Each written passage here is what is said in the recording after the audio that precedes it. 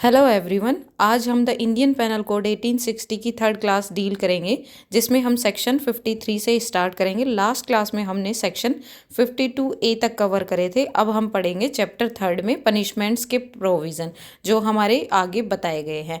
और हम इसमें कम्यूटेशन या फिर जो लिमिट्स हैं पनिशमेंट की या टर्मिनेशन पार्ट है, उसको भी इंक्लूड करते हुए 75 सेक्शन तक डील करेंगे, जो इस चैप्टर में इंक्लूड किए गए सेक्शन है। ठीक है। चैप्टर थर्ड में हम पढ़ते हैं पनिशमेंट के बारे में। तो पनिशमेंट में हमें कितने सेक्शन डील करने हैं? सेक्शन 53 में हमें पनिशमेंट को डिफाइन किया गया है। 53 में हमें कंस्ट्रक्शन बताया गया है ट्रांसपोर्टेशन का इन रेफरेंस में।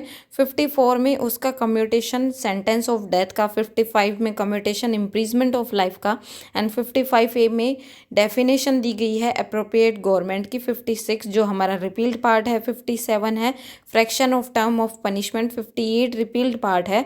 59 भी रिपील पार्ट है। 60 में हमें बताया गया है कि सेंटेंस में in certain cases of imprisonment, जिसमें होली और पार्टली रेगुलर और सिंपल कैसे होगा। 61 62 रिपील्ड है। 63 हमें बताया है अमाउंट ऑफ फाइन। 61 एंड 62 हमारा रिपील पार्ट है। 63 बताया है अमाउंट ऑफ फाइन। 64 में हमें बताया है sentence of imprisonment for non payment of fine. 65 में हमें बताया है limit to imprisonment for non payment of a fine when imprisonment and fine awardable. Limit क्या होंगी इम्प्रीजमेंट की अगर फाइन की पेमेंट नहीं होती है तो। 66 में हमें बताया है description of imprisonment for non payment of fine. 67 में हमें बताया है imprisonment for non payment of a fine when offence punishable with fine only. 68 में हमें बताया है imprisonment to terminate on payment of fine. 69 में termination of imprisonment on payment of proportional part of fine. 17 में fine leviable within 6 year during imprisonment that not to be discharge property from liability. 71 में जिसमें limit of punishment offence की बताई गई है। 72 में जो पनिशमेंट ऑफ पर्सन एक से अधिक सेवरल ऑफेंस के लिए अगर गिल्टी होता है तो। 73 में जो सोलिटरी कन्फाइनमेंट को डिफाइन किया गया है। 74 में उसके लिमिट्स क्या होंगी। 75 में इसका एनहेंसमेंट कैसे होगा पनिशमेंट का, जो हमें चैप्टर 12 एंड चैप्टर 17 में बताया गया है। ठीक है, तो आगे हम इनको डिटेल में डिस्कस करते हैं। सेक्शन 53 में हम पढ़ते हैं punishments. Punishment to which the offender are liable under the provision of this code are. First में हमें डेथ का प्रोविजन बताया है। सेकंड में हमें प्रोविजन बताया है इम्प्रीजमेंट ऑफ लाइफ। थर्ड है जो हमारा रिपील पार्ट है। फोर्थ है जो हमारा इम्प्रीजमेंट है, जिसमें 2 टाइप की डिस्क्रिप्शन इम्प्रीजमेंट होंगी, जिसमें रिगोरियस वाली इम्प्रीजमेंट होगी जो कि हार्ड लेवल वाली होगी, और सिंपल वाली जो कि नॉर्मल इम्प्रीजमेंट की होगी। ठीक है। फिफ्थ पनिशमेंट हमें बताई है फॉरफेट ऑफ प्रॉपर्टी। 6 में हमें फाइन की पनिशमेंट बताई गई है। ठीक है। सेक्शन 53A में हम पढ़ते हैं construction of reference to transportation, कि अगर ट्रांसपोर्टेशन करते समय किस कंस्ट्रक्शन ऑफ रेफरेंस कैसे किया जाएगा। सेक्शन 53A में हम पढ़ते हैं construction of reference to transportation. इसमें क्या प्रोविजन बताए गए हैं। Subject to the provision of subsection 2 and 3 any reference transportation of life. अगर किसी को ट्रांसपोर्टेशन लाइफ की इम्प्रीजमेंट मिली है other than the time for being in instrument other having the effect by the virtue such law any enactment repeal shall be construct as imprisonment of life. तो यहाँ पे कोई प्रोविज़न नहीं होते हुए या अनेक्टमेंट या इंस्ट्रूमेंट ऐसे कोई प्रोविज़न रिपील होते हुए तो उसको हम रेफरेंस करेंगे इम्प्रीजमेंट फॉर लाइफ के लिए। ठीक है। सेकंड प्रोविज़न में हमें बताया गया है सब सेक्शन में, in every case in which the sentence of transportation for a term has been passed before the commencement of Code of Criminal Procedure Amendment Act 1955, the offender shall be dealt in the same manner if sentenced to rigorous imprisonment in the same term। अगर किसी को sentence मिली है transportation की तो उस case में CRPC जो हमारी पहले का कानून है अमेंडमेंट एक्ट 1955 के अकॉर्डिंग ऑफेंडर को डील करा जाएगा उस रेगोरियस इम्प्रीजमेंट के लिए। ठीक है। हमें बताया है any reference to transportation for a term to transportation for shorter term by whatever name called in other law for timing in force shall be deem to have been omitted. तो transportation किसी term के लिए दी गई है अगर वो shorter term की है जो कि नेम कॉल किया गया है किसी अन्य लॉ में, तो वो ओमिट कर दी गई मानी जाएगी। ठीक है। फोर्थ में हमें बताया गया है any reference to transportation any other law for timing in force. तो इस केस में हमें 2 कंडीशन बताई गई है, वो हम पढ़ते हैं। If the expression means transportation of life the construction of reference to imprisonment for life. जो ट्रांसपोर्टेशन फॉर लाइफ उसको माना जाएगा imprisonment for life, and the expression means transportation for shorter time उसको ओमिट कर दिया गया माना जाएगा। ठीक है, सेक्शन 54 में हम पढ़ते हैं commutation of sentence of death. Death के सेंटेंस का कम्यूटेशन उस पार्ट को कम कैसे किया जाएगा। In every case in which the sentence of death shall have been passed. अगर किसी सेंटेंस में डेथ सेंटेंस मिली है तो उस केस में the appropriate government with may without the consent of the offender. इसमें अप्रोप्रिएट गवर्नमेंट उस ऑफेंडर की कंसेंट के बिना कम्यूट कर सकती है उस पनिशमेंट को या दूसरी पनिशमेंट जो प्रोवाइडेड है इस कोड के अकॉर्डिंगली। उस डेथ की पनिशमेंट को कम्यूट कर सकती है, या एलआई जो इम्प्रीजमेंट फॉर लाइफ की पनिशमेंट को भी अप्रोप्रिएट गवर्नमेंट ऑफेंडर की कंसेंट के बिना भी कमिट कर सकती है। ठीक है, आगे बढ़ते हैं। सेक्शन 55 हम पढ़ते हैं। 55 में हम पढ़ते हैं commutation of sentence of imprisonment for life. जो इम्प्रीजमेंट फॉर लाइफ है उसका कम्यूटेशन कैसे होगा। In every case in which the sentence of imprisonment for life shall have been passed. अगर किसी भी ऑफेंस के पनिशमेंट में हमें सेंटेंस मिली है इम्प्रीजमेंट फॉर लाइफ की केस की, तो अप्रोप्रिएट गवर्नमेंट, यहाँ पर भी वही कंडीशन बताई गई है कि वो ऑफेंडर की कंसेंट के बिना उस पनिशमेंट को कम्यूट कर सकती है, चाहे तो वो इम्प्रीजमेंट के लिए दे सकती है, और आइदर डिस्क्रिप्शन ऑफ इम्प्रीजमेंट जिसमें कि 14 ईयर से उसको एक्सीड नहीं दिया जाएगा। ठीक है, 55A में हम पढ़ते हैं डेफिनेशन ऑफ अप्रोप्रिएट गवर्नमेंट। अब अप्रोप्रिएट गवर्नमेंट जो हमने ऊपर पढ़े हैं इनकी डेफिनेशन क्या बताई गई है ये हम सेक्शन 55A में पढ़ते हैं। In section 54 and 55 the expression appropriate government का मतलब क्या होगा हमें ये बताया गया है टू कंडीशन में। In each case where the sentence is a sentence of death. ऐसे केस में जहाँ पर सेंटेंस डेथ की मिली है और offence against any law relating to matter to which the executive power of the union extend the central government. तो इस केस में हमें क्या बताया गया है, अगर किसी को डेथ सेंटेंस मिली है तो उस ऑफेंस में लॉ के अगेंस्ट में अगर कोई एग्जीक्यूटिव पावर को यूज़ कर रहा है यूनियन की तो सेंट्रल गवर्नमेंट। और ऐसे केस में जहाँ पर sentence whether the death or not is an offence, जहाँ पर डेथ है या नहीं है, law against and law relating to matter जिसके अगेंस्ट में लॉ रिलेट करता है जो एग्जीक्यूटिव पावर है स्टेट की, तो वहाँ पर स्टेट गवर्नमेंट जो कि ऑफेंडर को उसको सेंटेंस देती है। तो इन केसेस में क्या है, सेंट्रल गवर्नमेंट यूनियन के पावर में अप्रोप्रिएट गवर्नमेंट होगी, और स्टेट गवर्नमेंट जो एग्जीक्यूटिव पावर है स्टेट की वहाँ पर अप्रोप्रिएट गवर्नमेंट होगी। ठीक है, सेक्शन 56 में हम पढ़ते हैं sentence of European American to penal substitute proviso as to the sentence. ये हमारा रिपील पार्ट है, इसे हमें पढ़ने की जरूरत नहीं है। 57 में हम पढ़ते हैं fraction of term of punishment. In calculating fraction of term of punishment imprisonment for life shall be record as equivalent to imprisonment for 20 year. तो इसमें हमें क्या बताया गया है, fraction of term of imprisonment का मतलब क्या होगा कि कैलकुलेट करना fraction of term of punishment. जैसे कि पनिशमेंट की कोई टर्म है, अगर हमने किसी को एलआई की इम्प्रीजमेंट की पनिशमेंट दी है तो उस केस में ये माना जाएगा कि उसको लाइफ इम्प्रीजमेंट की सेंटेंस ना देने के बजाय उसको 20 ईयर की इम्प्रीजमेंट मिली है। तो इसमें ये हमें कैलकुलेटिंग वाला फ्रैक्शन बताया गया है। इन calculating the fraction the term of punishment imprisonment for life shall be record, उसको कर दिया जाएगा रिकॉर्ड एज इक्विवेलेंट जैसे कि वो इम्प्रीजमेंट है 20 ईयर की। ठीक है, सेक्शन 58 भी जो हमारा रिपील पार्ट है, जो हमारा code of criminal procedure amendment 55 act के अंतर्गत रिपील हुआ है। 59 भी हमारा रिपील पार्ट है जो 1 जनवरी 1956 में रिपील हुआ था। ठीक है, 60 में हम पढ़ते हैं सेंटेंस में be in certain cases of imprisonment Holi and partly regular और सिंपल। तो सेंटेंस ऐसे केसेज में जहाँ पर इम्प्रीजमेंट पूरी तरह से होली या पार्टली रेगुलर हो सकती है या सिंपल भी हो सकती है। In every case in which the offender is punishment with imprisonment which may be either description, किसी भी डिस्क्रिप्शन की हो सकती है। इट शैल बी कम्पिटेंट, ये कम्पिटेंट होगा कोर्ट के लिए विद जो कि ऑफेंडर को सेंटेंस करता है, डायरेक्ट करता है सेंटेंस को कि इम्प्रीजमेंट होली या तो पूरी तरह से रेगोरियस होगी या इम्प्रीजमेंट होली या पूरी तरह से सिंपल होगी। That any part of imprisonment, या कि उस इम्प्रीजमेंट का कोई भी जो पार्ट है वो रेगोरियस होगा या रेस्ट पार्ट सिंपल होगा। तो इस केस में क्या है, वो कॉम्पिटेंट कोर्ट की पावर होगी, उसका डिस्क्रेशन पावर होगा कि वो सेंटेंस ऑफ इम्प्रीजमेंट किस केसेस में देता है। ठीक है, सेक्शन 61 भी हमारा रिपील पार्ट है जो हमारी इंडियन पेनल कोड अमेंडमेंट 1921 के अंतर्गत रिपील हुआ है। 62 भी रिपील पार्ट है 63 में हम आते हैं, जिसमें हम अमाउंट ऑफ फाइन के बारे में पढ़ते हैं। No sum is express to which a fine may extend the amount of fine to which the offender is liable unlimited but shall not be exceed. तो यहाँ पे हमें क्या बताया गया है कि कोई भी सम जो एक्सप्रेस्ड नहीं है तो फाइन कितना एक्सटेंड हो सकता है, वहाँ पर अमाउंट ऑफ फाइन जो ऑफेंडर लाइबल है तो उस केस में वो अनलिमिटेड तो हो सकता है लेकिन एक्सेस में नहीं हो सकता है, ये हमें बताया गया है। 63 में हम पढ़ते हैं sentence of imprisonment for non payment of a fine. Imprisonment की सेंटेंस कब दी जाएगी? अगर फाइन की पेमेंट नहीं होती है तो। In every case of an offence punishable with imprisonment as well as fine. प्रत्येक केस में जहाँ पर ऑफेंस पनिशेबल है, किसके लिए? Imprisonment as well as fine.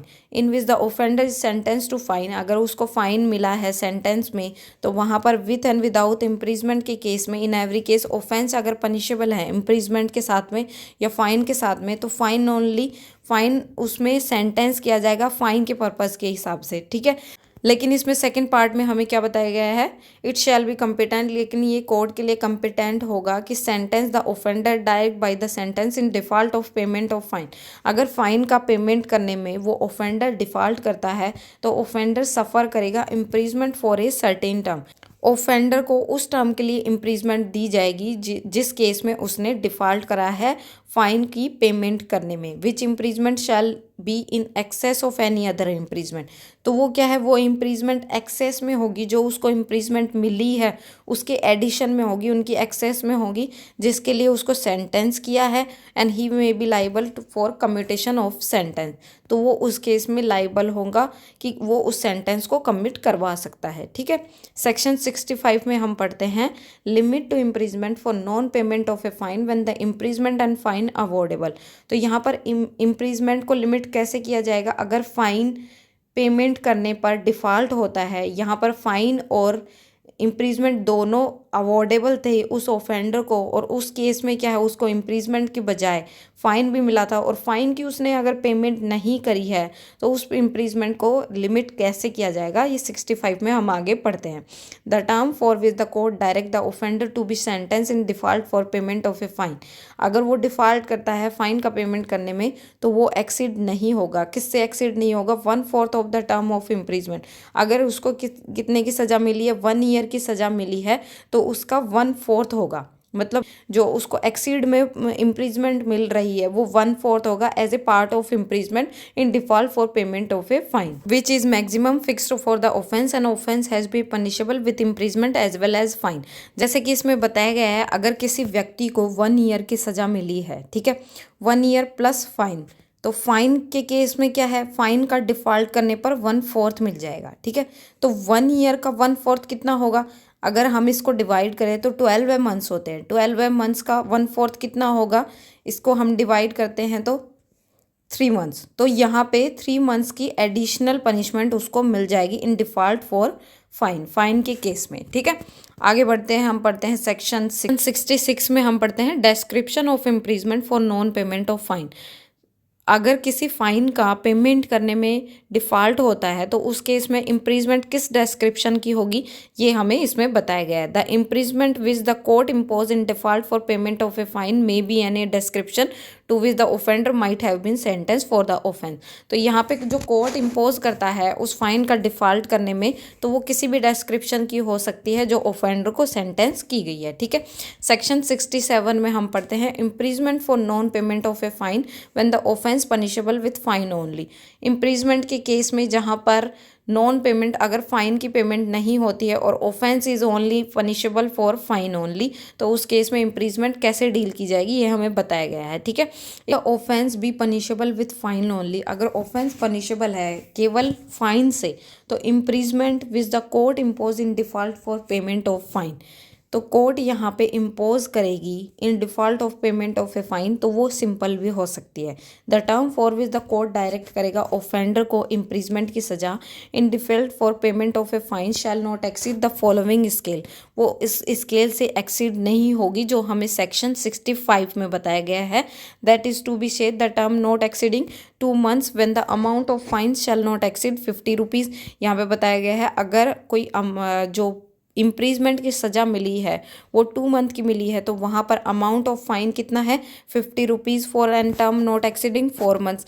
और अगर 4 मंथ की सज़ा इम्प्रीजमेंट की सज़ा कब मिलती है, अगर वहाँ पर अमाउंट कितना होता है 100 rupees in any exceed term में 6 मंथ की सज़ा मिलेगी। तो यहाँ पर हमें क्या बताया गया है, फाइन का लिमिटेड पार्ट बताया गया कि अगर उनका डिफ़ॉल्ट होने पर तो हमें इम्प्रीजमेंट की कितनी सज़ा मिलेगी। इसमें हमें बताया गया है अगर 50 रुपीज़ का फ़ाइन है तो वहाँ पर हमें 2 मंथ्स की इम्प्रीजमेंट मिलेगी। और यहाँ पे बताया गया है अगर 100 रुपीज़ का फ़ाइन है तो यहाँ पे मिलेगी 4 मंथ्स की, और 100 रुपीज़ से एक्सीड कोई पार्ट फाइन करता है तो उस केस में हमें 6 मंथ की इम्प्रीजमेंट मिल जाएगी। ठीक है। सेक्शन 68 में हमें बताया है imprisonment to terminate on payment of a fine. Fine की पेमेंट करने पर इम्प्रीजमेंट कैसे टर्मिनेट होगी ये हमें इसमें बताया है। ठीक है। The imprisonment which is imposed in default for payment of a fine shall be terminate whenever that fine is either paid leviable by process of law. तो यहाँ पर क्या है, अगर वो फाइन क्या तो पेड होता है या प्रोसेस ऑफ लॉ के द्वारा लेवल्ड होता है तो उस केस में वो क्या है इम्प्रीजमेंट टर्मिनेट हो जाएगी। ठीक है। सेक्शन 69 में हम पढ़ते हैं termination of imprisonment on payment of proportional part of fine.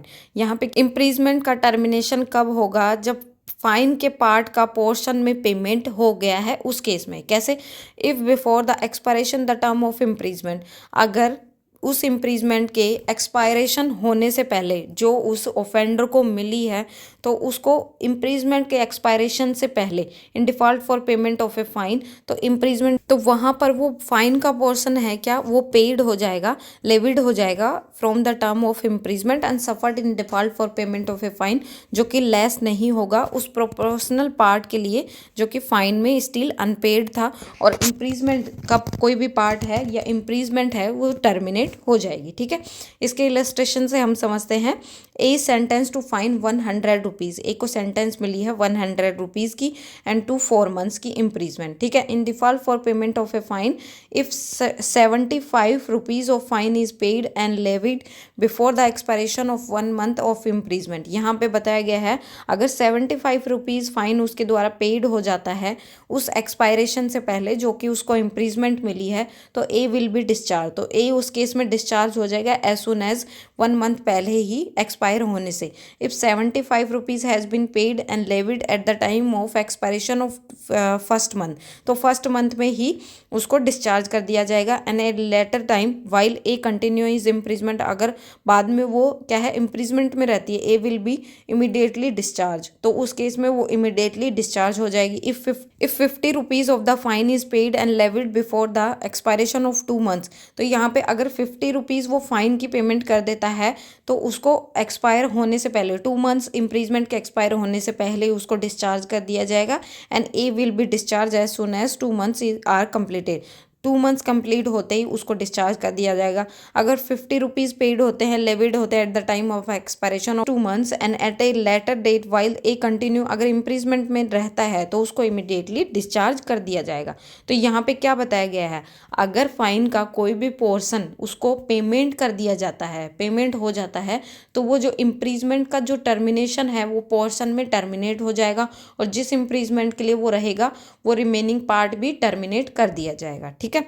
Section 70 में हम पढ़ते हैं fine leviable within 6 year. Fine को 6 ईयर में लेविएबल कैसे किया जाएगा, डूरिंग इम्प्रीजमेंट के दौरान।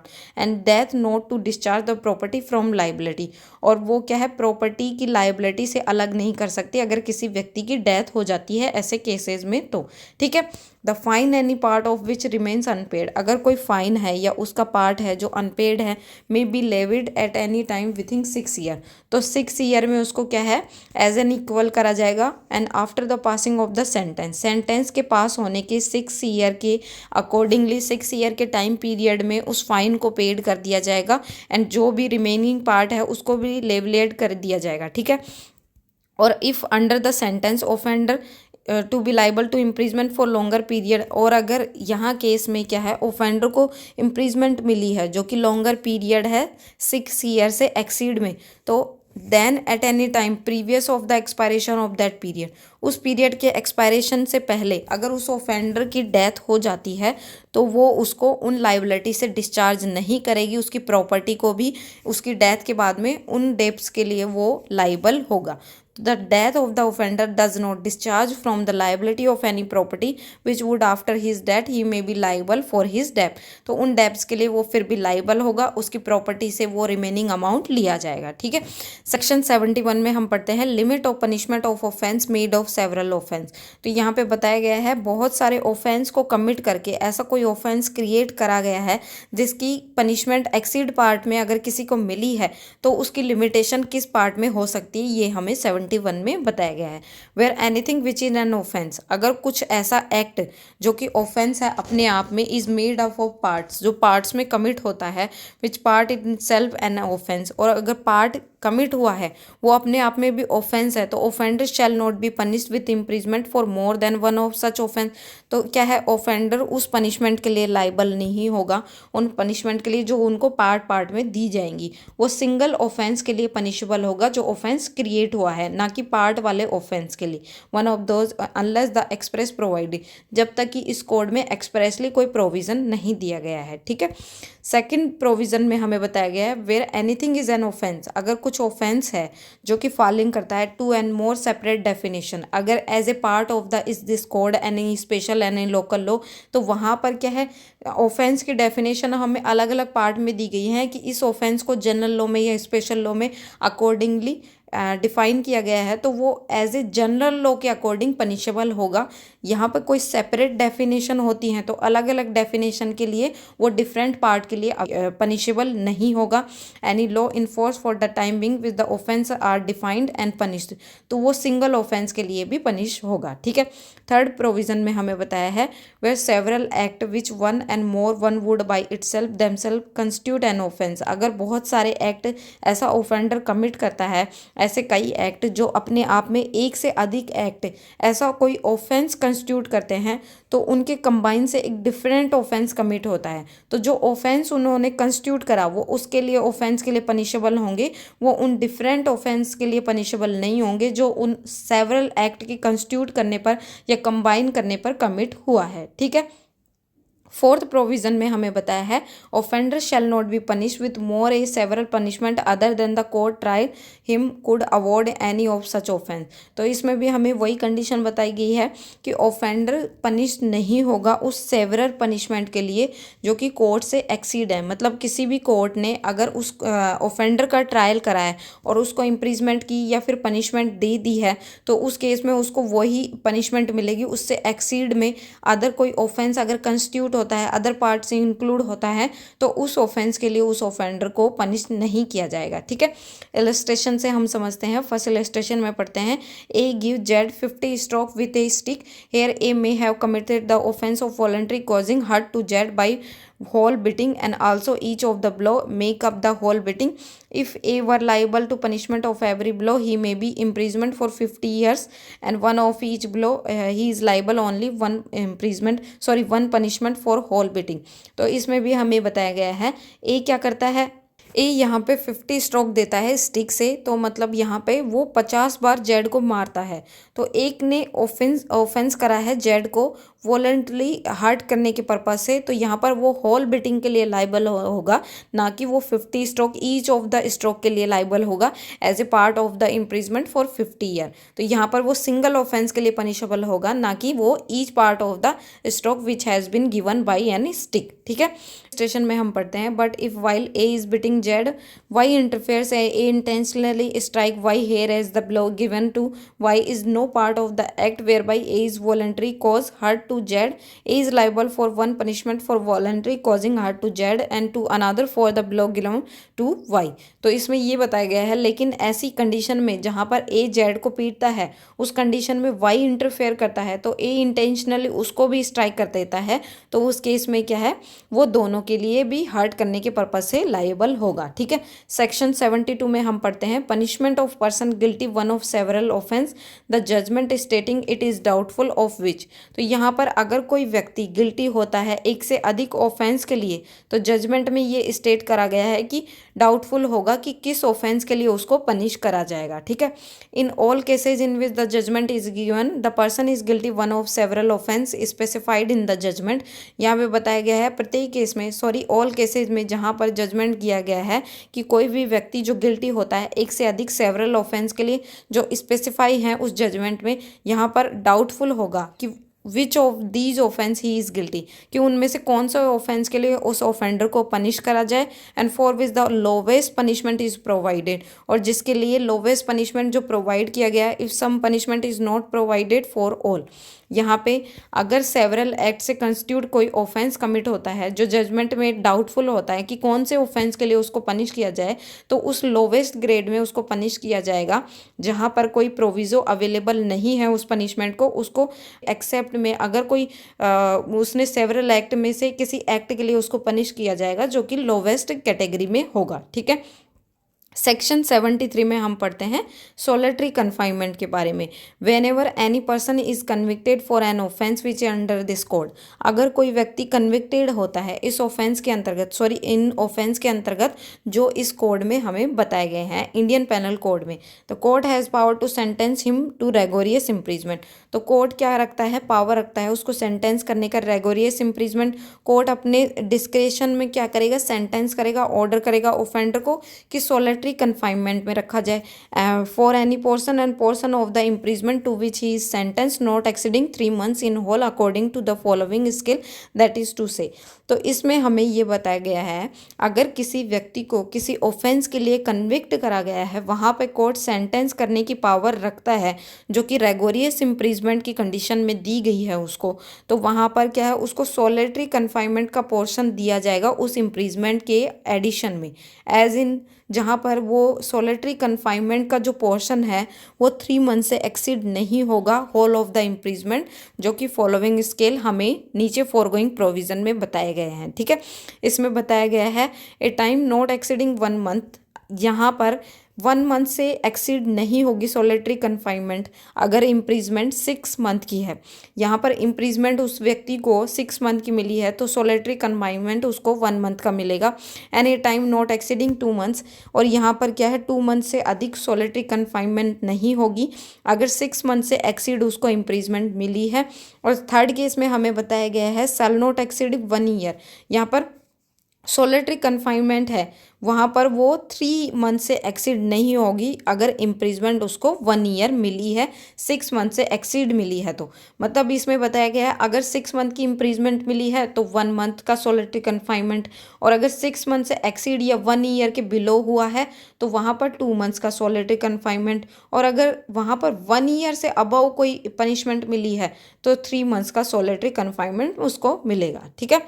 सेक्शन 74 में हम पढ़ते हैं limit of solitary confinement. Solitary confinement की लिमिटेशन किस प्रकार होंगी, in executing a sentence of solitary confinement such confinement shall no in case exceed 14 days at a time with intervals between the period of solitary confinement. इसमें हमें बताया गया है अगर सोलिटरी कन्फाइनमेंट की सेंटेंस का एग्जीक्यूशन करने के टाइम पे कन्फाइनमेंट किस केस में एक्सीड नहीं होगी, 14 days से एक्सीड नहीं होगी at a time, intervals between the period of solitary confine, मतलब वो 14 days के पीरियड के लिए उसको सोलिटरी कन्फाइन किया जाएगा उन इंटरवल पीरियड के दौरान जब उसको सोलिटरी कन्फाइनमेंट दिया गया था। ठीक है। And not less duration of that period when the imprisonment awarded shell not exceed 3 months। 3 months के पीरियड में उसको 14 days के इंटरवल की ही सोलिटरी कन्फाइनमेंट दी जाएगी, as a part of solitary confinement मिलेगा 14 days का, फिर इंटरवल मिलेगा, फिर 14 days का सोलिटरी कन्फाइनमेंट, ऐसे 3 months का पीरियड उसको मिलेगा। ठीक है। And the solitary confinement shell not exceed 7 days in a month, और हमें बताया गया है कि जो सोलिटरी कन्फाइनमेंट है वो 7 days ही मिलेगा इन ए 1 month। यहाँ पे बताया गया है पहले कंडीशन में हमें क्या बताया, पहली कंडीशन में हमें बताया है कि ऐसे भी कोई केस नहीं होगा एक्सीड में 14 days एट ए टाइम मिलेगा, मतलब 14 days के लिए ही उसको सोलिटरी कन्फाइनमेंट मिलेगा, उसके बाद उसको इंटरवल दिया जाएगा, फिर बाद में 14 days का सोलिटरी कन्फाइनमेंट मिलेगा। इस पीरियड को 3 months तक कर सकते हैं, लेकिन आगे हमें क्या कंडीशन दे दी कि सोलिटरी कन्फाइनमेंट क्या होगी, वो 7 days से अधिक नहीं होगी इन 1 month in whole of the imprisonment as they award an interval between the period of solitary confinement of not less duration than the such period। तो यहाँ हमें बता दिया गया कि अगर किसी भी सोलिटरी कन्फाइनमेंट में 14 डेज का इंटरवल पीरियड मिलेगा। सेकंड कंडीशन में हमें बताया गया है कि 7 डेज इन ए मंथ में मिलेगा, तो 7 डेज इन ए मंथ में सोलिटरी कन्फाइनमेंट को कंप्लीट करके अदर मंथ में 7 डेज का सोलिटरी कन्फाइनमेंट मिलेगा। तो इस केस में 14 डेज का सोलिटरी कन्फाइनमेंट मिलेगा at a time period in the interval period पर। ठीक है, आगे बढ़ते हैं, हम पढ़ते हैं सेक्शन 75 जिसमें enhanced punishment for certain offence under chapter 12 and chapter 17 after previous conviction. तो उस पनिशमेंट को एनहेंस कब किया जाएगा? सर्टेन ऑफेंस में, जिसमें चैप्टर 2 है और चैप्टर 17 जो कि आफ्टर प्रीवियस कन्विक्शन के बाद हुआ है। whoever having been convicted, यहाँ पे बताया गया है अगर कोई व्यक्ति कन्विक्टेड होता है कोर्ट के द्वारा, क्या है, ट्राइबल है, तो वो चैप्टर 12 है और चैप्टर 17 में जो इस कोड में हमें बताए गए हैं उसको इम्प्रीजमेंट किसकी डिस्क्रिप्शन की मिली है? 3 ईयर की इम्प्रीजमेंट मिली है एट एन फर्स्ट कन्विक्शन। ठीक है, तो वहाँ पर वो गिल्टी होगा, उससे अधिक के लिए पनिशेबल होगा। लेकिन अगर वो सब्सिक्वेंटली ऐसा कोई ऑफेंस कमिट करता है तो उसको इम्प्रीजमेंट फॉर लाइफ मिलेगी। उस केस में उसको डिस्क्रिप्शन करते हुए, उसका कैलकुलेटिंग करते हुए उसको इम्प्रीजमेंट मिलेगी 10 ईयर की। तो यहाँ पर क्या है, पनिशमेंट का एनहेंसमेंट हुआ है। ठीक है, सो आज की क्लास हम यहीं ख़त्म करते हैं, आगे के प्रोविज़न और सेक्शन हम अगली क्लास में डील करेंगे। So I hope this class is helpful for your judicial legal services exam. Like, subscribe my channel legal facts. Thank you.